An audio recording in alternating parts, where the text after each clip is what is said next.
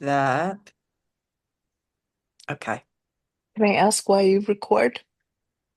Oh, to promote writers. Does it bother you? No, I'm just asking. Because like your Wham Bam Thank You Slam, this is like every week we're gonna, I put this out on Substack. I put the Oh, video you up. do. I didn't Yeah. realize that you did that. Okay, Yeah. great. Is that okay? I forgot to Yeah, even ask. cool. It's fine. I I still like haven't. publicity. I like publicity. Yeah, exactly. So Nan Tepper, meet Rochelle Williams. And Hi, Hi, Nan. Rochelle. I was telling you yesterday, Nan, that you really have to know her work. She's just an astounding writer. And so let me say that this is the Writer's Daily Dive Friday reading series that we just started about a month ago. And we're inviting members of the Writers Daily Dive, but we're also inviting people who aren't members yet to bring their masterpieces in progress. Or you can bring a masterpiece that's finished. And depending on how many people we have, depends on how long we can read. And it's really just a nice deadline for the week, a marker. Um, drip, drip, drip. We're progressing whether we feel like we are or not. And yeah, so we chat for 10, then we read whoever would like to, and then we comment. And the writer can ask, I'd like you to talk about this. Did I achieve this? Or okay, the Writer's Daily Dive meets Monday through Friday from 1 to 2 p.m. Eastern Standard Time. And we have a Zoom link, and you'll see that if you go to my page, A Suitable Vessel for Magic. Oh, and look, I haven't changed my name yet, but I will right now. Here's a little secret. When I attend other Zoom meetings, there's a meeting where I got a crush on somebody. And so I go in there with like just a picture of like a doorway and my initial, thinking that I'm fooling this person because I'm embarrassed and I don't want them to be embarrassed because I told them I had a crush on them. But yeah, like an idiot. Okay. But when I'm here, life is kind of complicated. Okay, so there I am. Um, Now we were just saying, Nan, that we both just watched your Oh, latest you video. did. I was going to do that today here in my Okay, then we won't okay. talk about it. No, that's okay. No, that's okay. It's And funny. um, And also, Rochelle was talking about her latest post, which is a fiction piece, and that she took this fiction novel into her MFA program. How many years ago, Rochelle? Oh my God, it started in 2008, and then and I was on the one semester a year plan because I was trying to pay for it, Mm. and then I had a really bad accident and fell on my head and couldn't do anything for some years. I did go back and finish. I finished in 2015, but that novel just went to sleep, and now it's waking up. It certainly is. So, are you going to read from a piece from your latest post today? Yeah. That'd be great. The language is so beautiful. Because, like, when I'm reading your post, Rochelle, I'm like, okay, which part am I going to copy and restack with a quote? And I'm like, that one, that one, that one. So I wait till the end because they're all so, You so are the best beautiful. cheerleader. I just Well, want to hug only when you. I like things. When I don't, I'm not such a cheerleader. Okay. Anyway, I appreciate it. Okay, so I thought, st my friend Steve is always here on Fridays, but he's moving. His house burnt down in Altadena, and his neighbor's house, built by the same architect, mid-century architect, was just decided to sell their house. So they're moving down the street from where they used to live in a very similar, so he's in the midst of that, which is so cool. And he's been writing about that. So I think I'll have you go first, Rochelle, because yeah, and I've got to grab my laptop. Okay. Do you So want to? this goes a little bit over 5 minutes. And we should also say that we're Writers Daily Dive has, we have a lot of members now. We have like 20 paying members. We have other people who come and go, people from all over the world.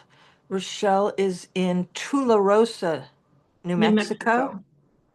You are in a tiny town outside of Woodstock, New York, Nan? Oh, Correct. Yeah. And I'm in East Hampton for the moment. and here comes Sarah. Hey, Sarah. Hi guys, sorry I'm a little late here. That's okay. You have a newborn. She's sleeping now, so I'm good. Well, we always like visits from Dylan. Oh, Anyway, yeah, I'm I'm s- next time. okay. I'm so glad. This will be your first time reading here. Meet Nan Tepper. Hello. Nice to meet you. Hi. Nice to meet you too. And I was like trying to find everybody's like names to put in the post to advertise this, and I forgot that your stack is called In All Earnesty. Oh Which I yeah, think is incredibly clever because I checked you out last night from that post and it was like, oh, that's so good. I was oh, thank really impressed. Yeah. you. I appreciate Yeah. that. It's very smart. Yeah. Thank you. It was a light bulb moment. I was like, ooh, yes, okay. Yeah, I exactly. I love those moments. They're Yes. terrific. And I love wordplay. So it's really fun. Thank you. Sorry, No. No, interrupted. this is all about Mm, us just talking. And cool. Rochelle's going to read first, and I love her title. Her stack too is called Light Eater. I wish I'd thought of that. Light Eater. I'm a little I need jealous to of it. so you made a post about this. I need to go in and like go through everyone's as well. And like, Yeah, one thing we were kind of starting. I've had medical stuff since July, so I'm like very peripatetic about my Substack. Thank God I got to weave that word in today. Love that word. But yeah, one of the ideas we were kicking around is that this group can be a kind of, if I put up a post every Wednesday or Thursday about this Friday read and I tag everyone, then everyone when they see it can restack it and we can restack each other, and this can be a kind of group that does that as well. Why not? yeah. Love that idea. Hmm. Okay. So Rochelle, set us up. Okay, so this was it's from a very long dead unfinished novel, which seems to be stirring. A friend just hounded me until I sent some submissions into a contest that's Santa Fe, New Mexicans Pasatiempo. They do an annual writing contest, and it won something. And it was a little snippet from this section of the novel. It's about twins. I was looking for the lens that would allow me to examine the greatest possible loss and how we survive that. And they're girl boy twins. It's a very rare type of twinning. It's called polar body twinning, and they're identical opposite sex twins. It really happens. I've met one. And he dies in a swimming accident when they're 13. So we follow her through her, coping and how she becomes a person. And this kind of is mirroring the fact that your brother died and the Yeah, yes. memoir you're So, working on. so Yeah. I came to Substack. I mean, the first things that I've been publishing on Substack are bits of memoir about my brother's death. Not at all related to this. This is, the lens of fiction. And she is a photographer, this character. Her name is Anne. Okay, let's go. How to stop time. She leans over the tray of developer, gently rocking it with one finger, watching in the dim red light as an image forms on the surface of the paper. Its emergence is distorted by the moving liquid. Okay, hold on. I always have to remind you, slow down a Slow bit, down. please. Yes. Should I start over? Yes. How to stop time. She leans over the tray of developer, gently rocking it with one finger, watching in the dim red light as an image forms on the surface of the paper.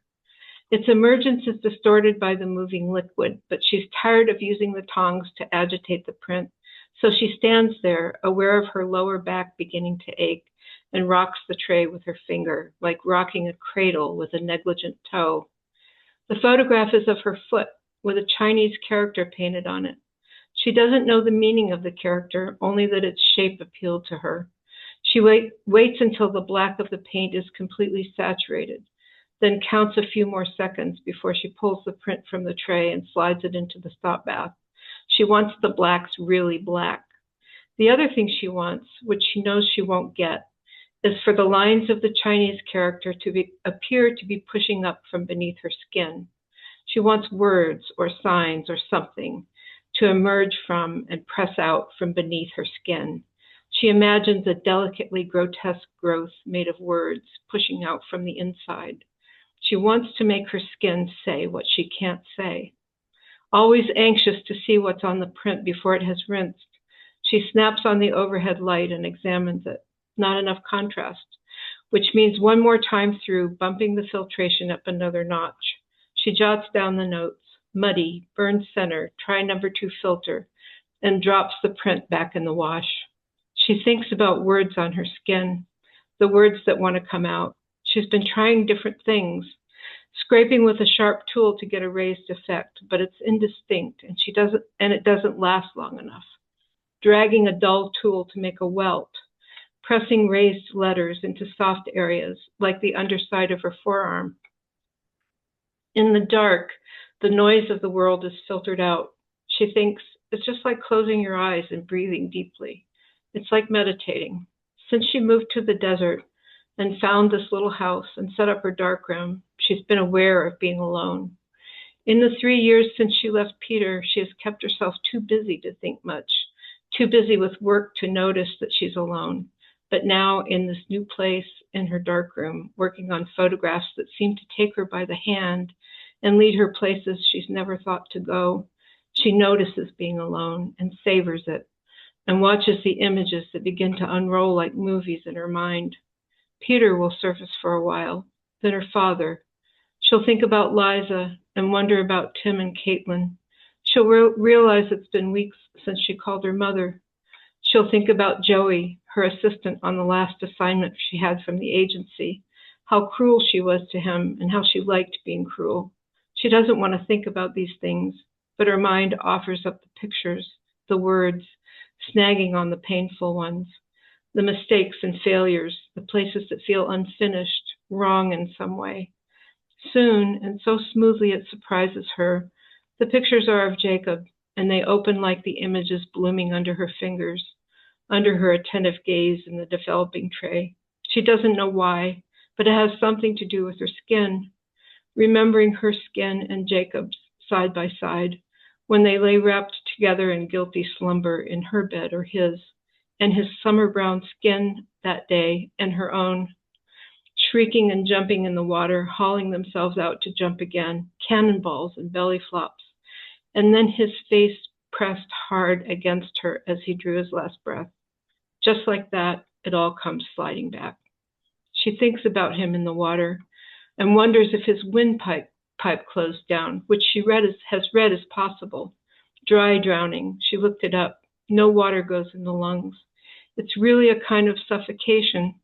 She thinks about Jacob suffocating. She knows that when she tried to push air into his mouth, he kind of hiccuped, and then his arms, which had been so tight around her neck, loosened. But did his trachea close off, or did water go into his lungs? She has wondered what those last seconds were like inside him, what it is like instant by instant to die, and then what it is like to be dead, and where all that aliveness goes. But since the dream, the wondering has been specific and hungry. Who got Jacob out of the pond? Was there an autopsy? Were his lungs full of water? She craves details suddenly, like someone who's forgotten to eat. and is all at once ravenous. She turns off the light, reaches for another piece of paper, positions it in the easel, switches filters, and adjusts the focus. Working in the dark is something she has always loved since the first time she shut herself in the tiny third-floor bathroom of her parents' house after taping foil over the windows and stuffing towels under the door, and struggled her way through opening a film canister and rolling the film onto a reel in something close to absolute darkness.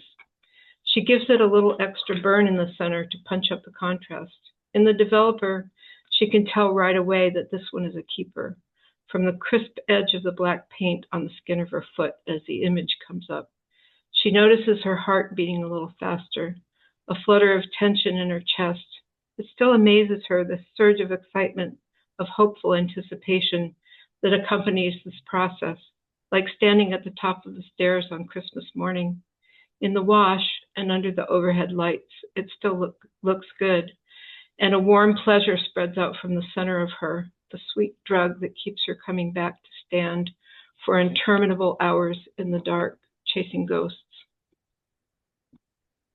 I apologize, you guys. I forgot that Rochelle should probably read last because after she reads, I always think, okay, I'm just going to stop writing.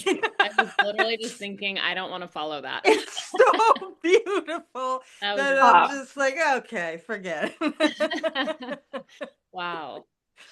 That was, yeah, incredible. I was like looking down the whole time, just like I could picture it all in my mind. That was, yeah. Yeah, There are beautiful work. writers like this among us who need to be seen and heard. So, thank you Absolutely. for listening. mm. Beautiful, Rochelle. How long have you been on the platform?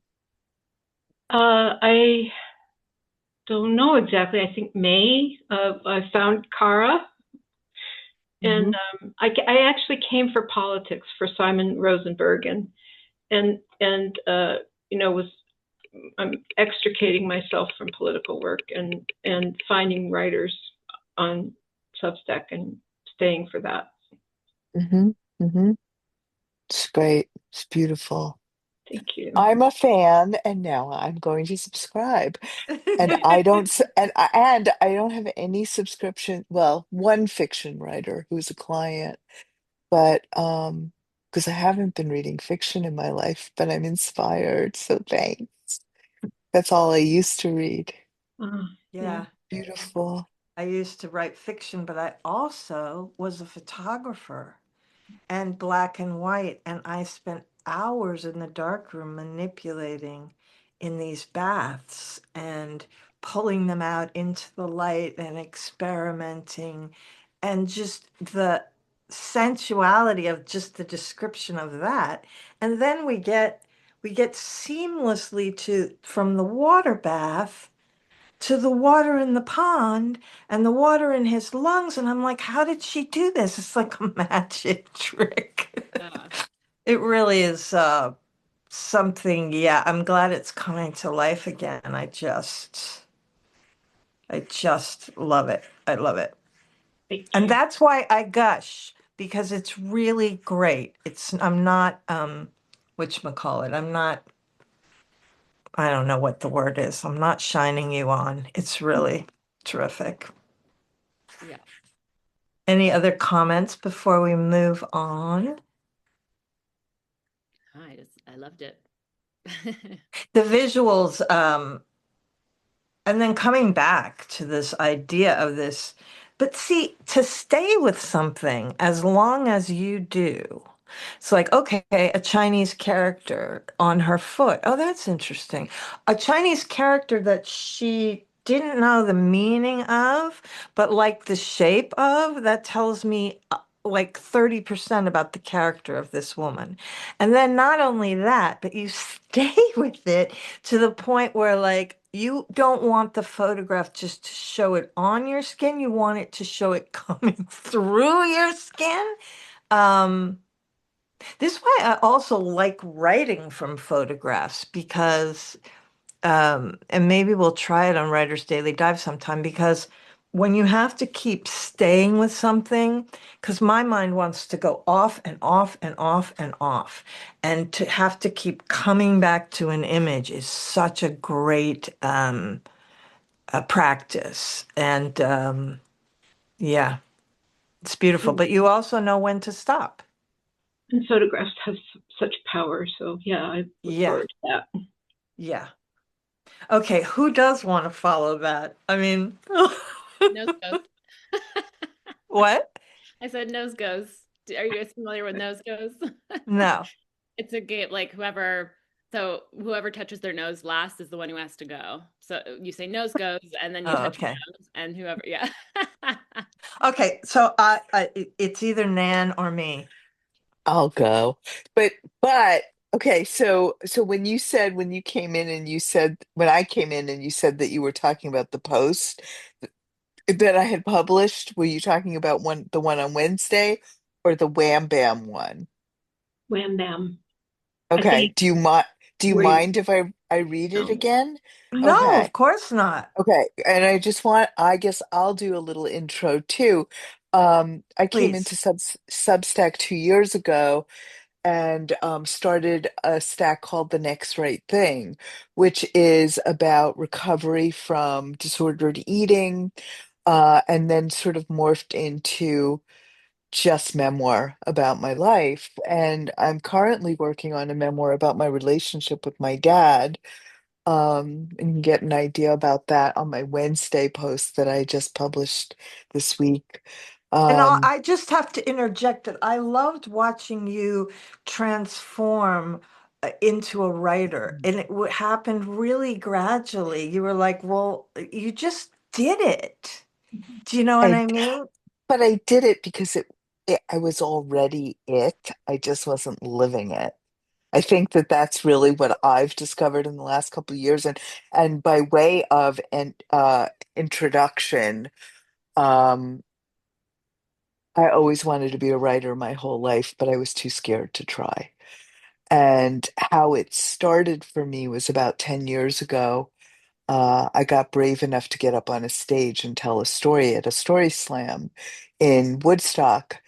And what I did for 7 years was write 1,000 words a year, basically two 500 word stories just for the slams, and I did no writing in between. Interesting. Um, yeah, and then I got into a relationship with somebody who was a writer, and she said, "You're a writer. You have to write." And I'm a web designer, and I do a lot of websites for writers. So I was always the fan and never By really the way, the. I can't wait to have enough money to hire you to design my stack. I can't wait until you have enough money to do that too, because what happened was I went from being a web designer and have retired from that, and I'm only working on Substack now as a graphic designer and a tech helper, and teacher. I love it here so much. It's all I want to do. So with that, I started a new stack a month ago called Wham Bam Thank You Slam. It is a live storytelling event for feminists and women. No men are allowed to tell stories on the stage. They can be in the audience and they can support us financially, but they just have to come and listen. And women Uh, identifying as and well. I was just going to say, and anybody who identifies as a woman, non-binary, as long as they don't identify as male, and anybody who's intersex just can't identify as male. And you're totally welcome. And Kara, thank you for allowing me to say that today, because I need help boosting this. I really want people to know. And so my partner in this, Eileen Dougherty, and I are taking turns demonstrating what a 4 minute story looks like, because the stories have to be 4 minutes, and there will be a winner at every slam.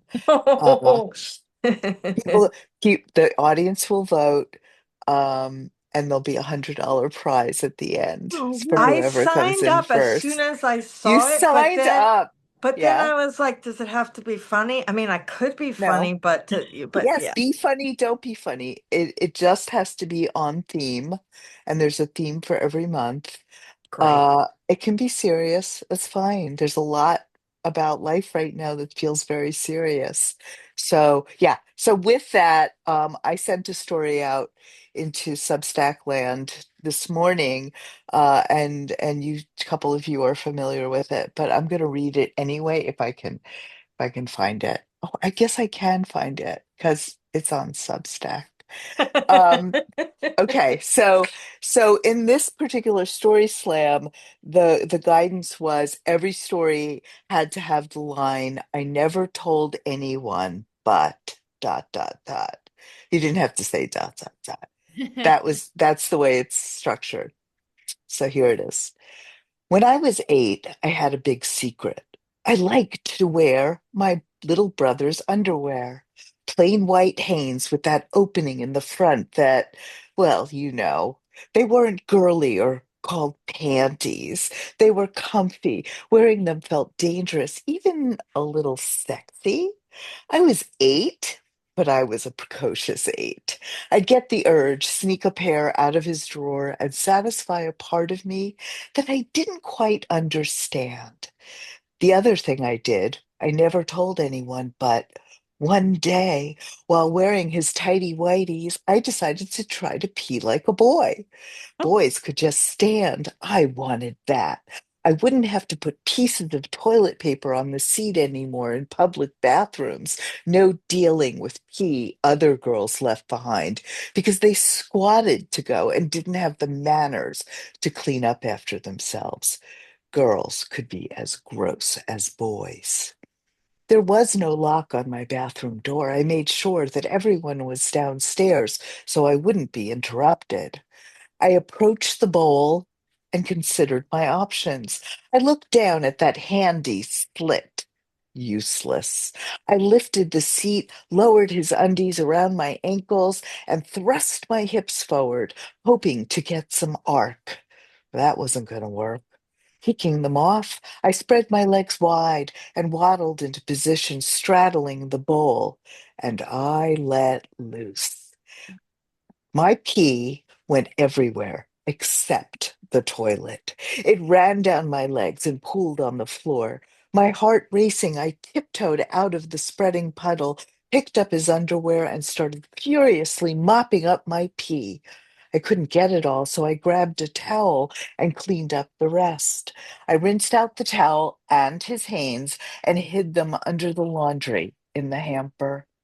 Opening the bathroom door naked on the bottom, I looked both ways and ducked into my bedroom to get dressed. I had to rethink this whole thing. I wasn't going to pursue boyhood if it was going to be this messy. I hated cleaning. Part of me did want to be a boy, but I didn't want a penis. They were kind of weird and funny looking. But boys got to do things that girls couldn't. I wanted to be allowed to wear pants every day and t-shirts. I hated cooking. I hated clearing the dinner table while my brother just sat and did nothing. I wanted to be allowed to play sports that girls weren't supposed to play. I didn't want to play. I hated sports. I just wanted to be allowed. I wanted to take shop. And boys could get crew cuts. It was so unfair. I demanded equality and wore my big ERA button every day. I talked about rights for women and girls to anyone who'd listen. There was a kid at school who looked at me one day and said, what are you? Some kind of women's liber? He made it sound as bad as being a serial killer. Yes, I was. As I got older, I made my own choices. I have the short hair. I do whatever I want. And to settle the question of boys' undies versus girls' undies, I went in a different direction. Commando all the way. That part I missed the first time around. Oh, I good. missed that commando like on Seinfeld. Yeah. My mother and her mother and her mother's mother never wore underwear because they said it was unhealthy. And when I was a girl, I thought it was the grossest thing in the world. I really liked underwear, but that's a delightful story. It I is. think I think part of it for me with the underwear, not when I was a kid, but as I got older, I think underwear is really uncomfortable. And I Yes. think it may be a sensory thing for me to an extent, but I also think it had to do with body shame because I was a fat teenager. I was fat off and on through my life, and I hated shopping partly because of that. And it was just easier not to deal with them. It was like, and it did feel sexy not wearing. It did to this day. I love the Oh, pacing in that piece. It's just perfect. Yeah, it Thank you, Really, Rochelle. you bring us along, and the graphic part is so graphic, and we're right there with you. Thanks, Rochelle. It's one of those things where whenever I would try to write, I wouldn't write a lot. And I would think, I'm done. And teachers would say, tell more, show us. I want to. And I just couldn't get it. And then when I started doing these slams, I would write a long story. And then the challenge was cutting. I love And so I cutting. learned how to be an editor without even realizing how wonderful that was.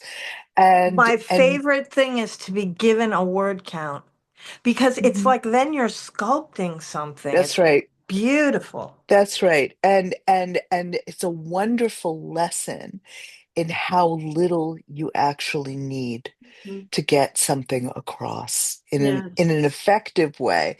And now that I'm writing essays every week, I've gone in the other direction and I write and write and write and write. And like my essays are usually about 2,000 words every week.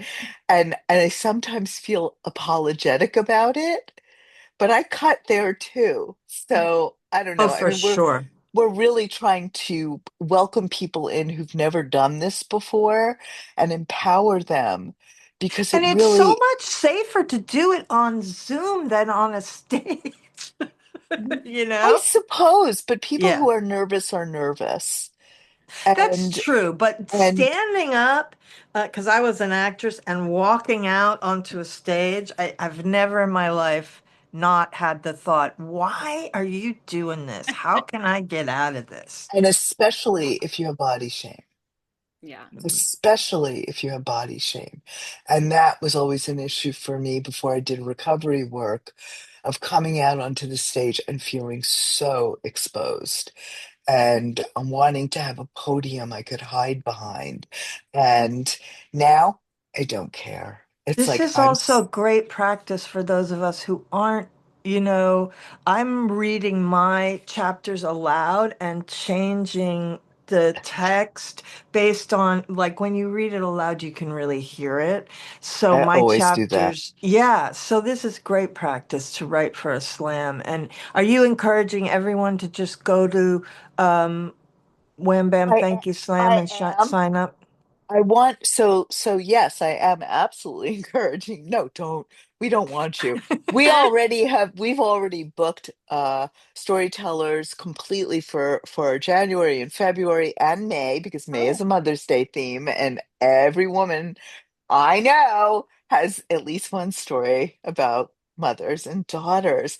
But and any of you, I mean Kara's already signed up for this, but if either of you want to put your hat in the ring. I would love I that. figured And February was far enough away that I wouldn't have to stress about it till the end of January.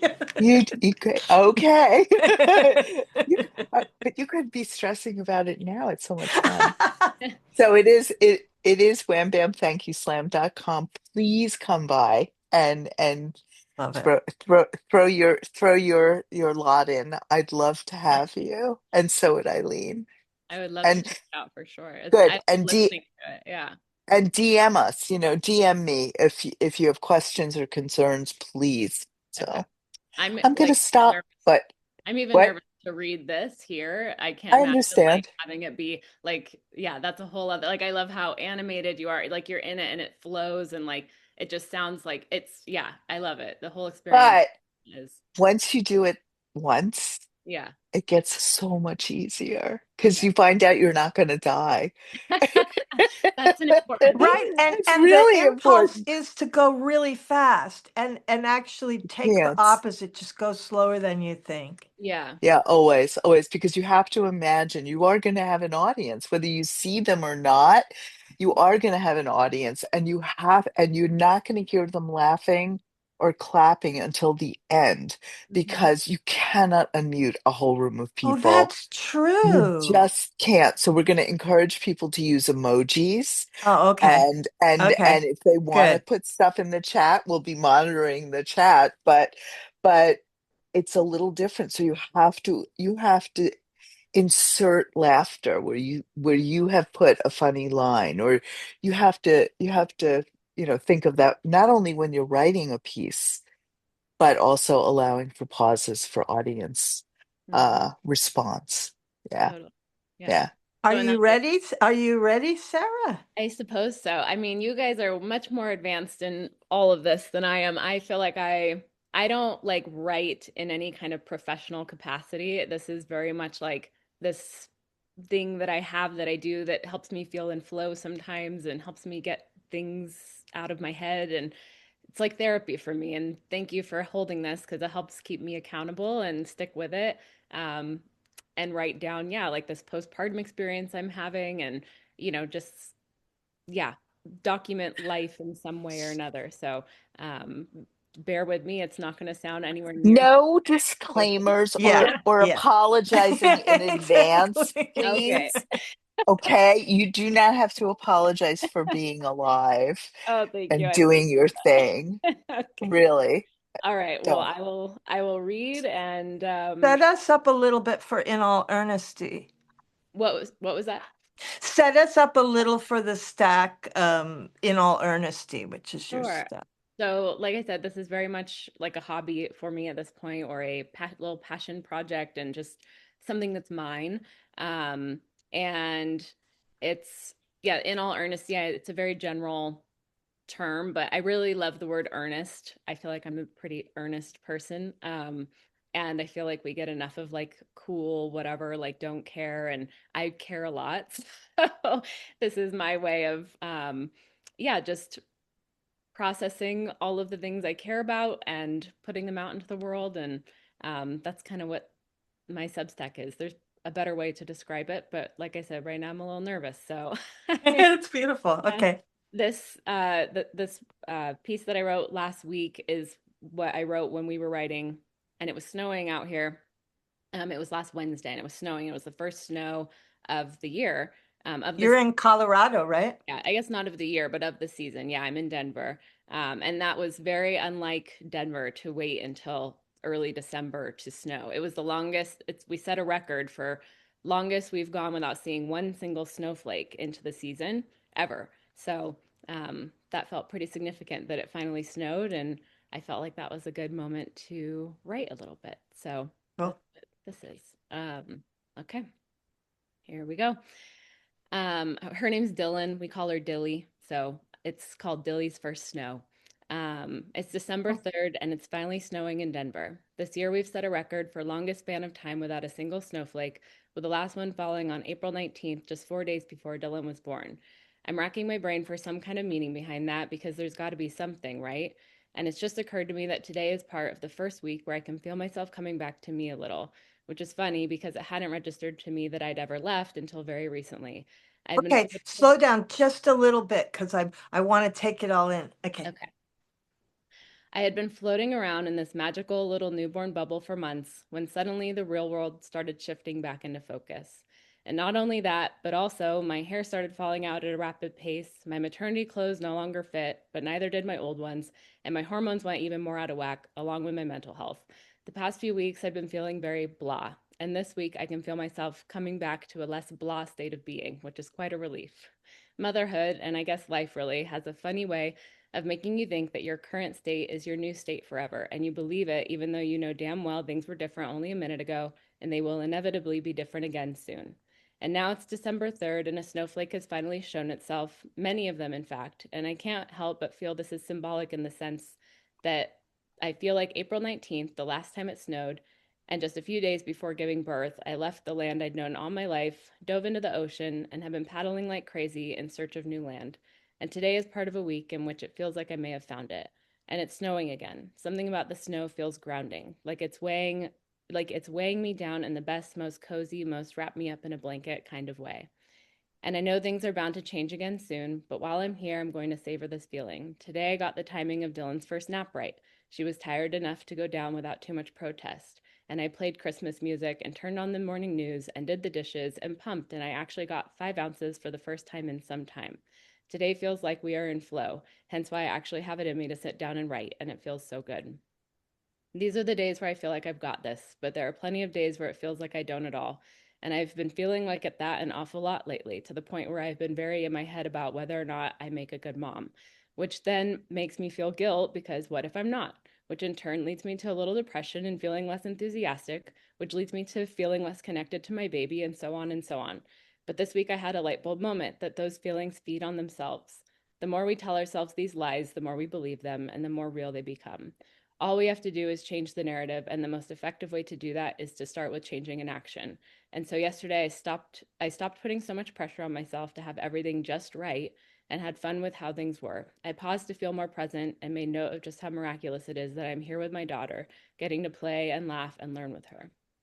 Which brings me to today, where that light bulb is still shining brightly and it's snowing outside, and my daughter is playing on her mat just a few steps away, and I'm writing, and we're in flow, and things feel so cozy and peaceful. And I just think back to this time last year when I was halfway to meeting her and dreamed of days like these, and now we're here. What a miracle that truly is. And it's so normal to get lost in the busyness of day to day life and forget to take those pauses to look around and recognize all the miracles there are. But that's why I love the snow, and especially this first snow of Dilly's life, the first one of the season that we've waited so long for, because it makes us pause, even if only for a moment. We look outside our windows, and it's undeniable that a new season is here. We think back to what life looked like the last time it was blanketed in snow, all that's happened between now and then, the swim we've taken to get here, and we appreciate the land we've finally arrived on. This morning I took Dilly outside to see it and feel it. She grabbed some of the railing of our patio fence. She grabbed some off the railing of our patio fence and then looked away as if she were completely unfazed, maybe a little happy about how cold those little snowflakes were.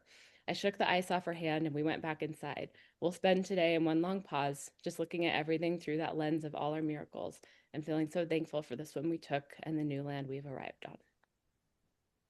Beautiful. It's really Yeah. beautiful. So That was don't talk great. about how you're this or not that, or not, you don't know what you're doing. That is an essay. It has a shape. It has a, you understand that shape naturally for some reason, maybe from reading, maybe from I don't know, an inherent gift, but it's it's every bit an essay. It's beautifully executed, and it's important because you touch a universal nerve, universal meaning universal among women anyway, who have all felt doubt about one thing or another, whether it has to do with motherhood or not. But certainly every mother has been where you are. Thank you. Thank you So so yeah, much. thanks. I mean, this is why it matters to write, because we need each other's stories so much. I was thinking that too. I mean, and there's a huge I mean, not that there's so many, but there's a big space on here for this topic for mothers who are going through just like it's got to be the scariest thing in the world and the thing you know least about. And I think we all got emotional listening to you near the end, and we were waiting like to see how Dylan would react to the snow. And I loved she was just like, whatever. Um, but yeah, I was thinking it's a perfect Substack essay. And Hopefully you have. I haven't seen it yet. It hasn't come up I on my haven't looked at thing. it yet. Okay, but I hope there are photographs because Oh, that will just really, Mhm. really seal the deal on this. I okay. really love stacks that are have the diary form. I Hmm. follow a few of them that are just like, here's the minutia of the day, and I really like it. Yeah, great. I I like, was really impressed by it. oh, It's thanks. really lovely. You're definitely not allowed to apologize for yourself anymore. Hey, hey, and don't worry, Dylan will let you know when she's 15 that you suck. Guaranteed. True. So I have no true. doubt. I'm I'm And reminded that maybe even for a longer time. I'm Yeah, yeah. reminded that one of my best friends from college, who's no longer with us, she raised this incredible daughter named Callie. And while she was pregnant, she wrote a book called Callie's Tally. And it was everything her daughter was going to owe her back. And she put down all the Love that. expenses. I That's love And it. hilarious. Is this it's a real book published, that it's it's out published? there. I have to buy that for I'm gonna buy that like as a what do they call it? A shower gift for Oh, some that's for great. pregnant women. I think that would be the best shower gift in the world. And by Yeah. the way, Callie is this beautiful, very feminine, blonde, just darling woman who married a person of color, non-binary person of color. They've been in love ever since they were in high school. They just adopted their first child. I mean, following that story of these people, it's like there is good in the world. I remember you told me about this book and I still need to buy it. It's up. I have it like in my Amazon cart. I want to, I'd Okay. rather try to find it somewhere else, but yes, Mm, I have it there to remind me. Cool, cool. cool. Good Okay, work. so Thank, thank you for all your kind words. It means a lot to you me. are Good work. welcome. I'm so glad you came. It is daunting. You know, I wrote this chapter and I was going to post it on Trans Day of Remembrance, but I've been really blocked about putting out chapters. But at any rate, I'll read a piece of this. My memoir is called A Suitable Vessel for Magic, and most of you know it's similar to Rochelle's, that I'm working with a lot of archived papers of my husband who was trans, and he gave me permission to use all of them. He was also a writer that always meant to write his story and a poet. And so basically, the book is us talking to each other. And this is chapter 29, I think it's going to be. Um, your cottage on Pleasant Lane is less than 2 miles from the ocean in East Hampton Village, and you can just hear the waves if you listen closely. But you were adamantly against calling it, quote, a beach house. This is not the Hamptons, you often reminded me with disdain, waving your hand. You were against anything that resembled what the summer people did with their matching marble kitchen islands, white rooms, soaring ceilings, nautical gewgaws, and raffia carpets.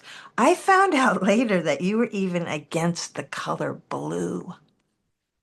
There was an afternoon when you were still married, and I showed up early for our Debtors Anonymous group. It was just you and me sitting on the couch in your grandma style living room, and you pulled out a white envelope and placed it between us. Inside was a set of black and white photos you had pulled from your albums in the attic. That was a curiously strong moment. I still wonder how long it took you to decide to show Jennifer to me.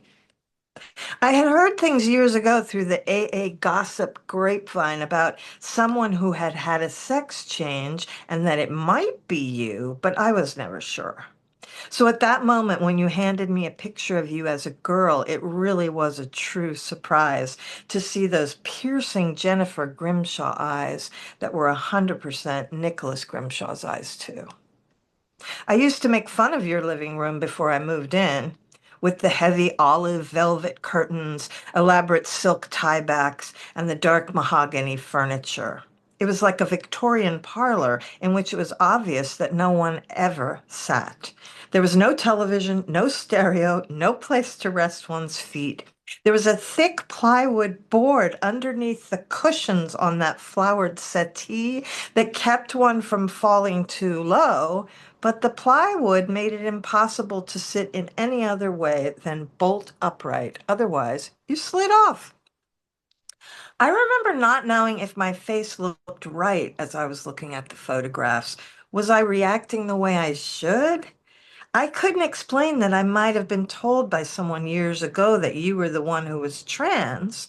So I translated my delight and surprise at seeing the photo into surprise and delight at you trusting me enough to tell me. It was as though my surprise was partly for your benefit. Do you see? But you were, I tried. Oh, you didn't know? I thought everyone knew. It's not a secret, you said nonchalantly. You seemed pleased with my confused flush of delight and the contradictory expressions on my face, and likely my perspiration, although I can't recall that exactly. I mean, was this a test? And did I pass? I think I did, otherwise there would never have been an us. It was such an ingenious way to let me further into it was such an ingenious way to let me further into your intricacies in the context of our group work in the 12-step program of Debtors Anonymous. We formed a group that met in your parlor once a week, and we had all been combing back through photos and memories and writing our life stories down from a series of prompts in our workbook. Telling our stories from the vantage point of our relationship to money and value and worth was very deep. That afternoon, holding this particularly selected group of photos in your hand, you explained that you had had a glimpse, a crack in the old narrative, where you had seen that there were these extraordinary older women in your life from the beginning who had taken care of you and loved you throughout your whole life. You had an epiphany where you recognized a parallel plot line running alongside the old story you had been turning over for your entire life, keeping it alive by seasoning it with delicious new tidbits of neglect and abuse. I'm going to stop there because people have come into my house, which I'm sure you can hear, even though I told them anyway, that is enough because we're almost done. Let's see. A few nights later, after our DA meeting, you brought out another photo of you. Oh, excuse me, guys. Can you go in the back room, please? Wow. A few nights later, after our DA meeting, you brought out another photo of you, not as a girl, but as a woman named Jennifer, and then Gwynnifer. It was like show and tell, and we stood around gasping at having discovered your long lost twin. Your henna red hair was teased up into a wild mane, and your head thrown back in a blurry laugh. Your spirit reached out through time and smacked us. She was the missing piece that made you make perfect sense. A cog in a gear kicked in, and I felt something rush into my chest. But I didn't know what it was yet. That would come later. So that's one of the chapters of our book. Wow. I loved that. That was beautiful. Thank you. I have an inspection on my house today, and I told them to not come before 2, that I would run till 2:15 and to come through the back door. So they came in the front door and they came in before 2:15. And I bring this up because I find that even grabbing an hour for our work is something that people literally do not respect. Yeah. And I can't believe it. Still can't believe it. My friend Richard always says, and you're still surprised. I'm very surprised. I'm Yeah. very surprised. Well, I don't think it's too much to expect or want that. And especially when you're in the middle of reading something so big and vulnerable and honest, it just feels kind of, yeah, yeah, And then they were standing right like yeah, 3 feet away having a conversation. I mean, I don't know about you, but yeah.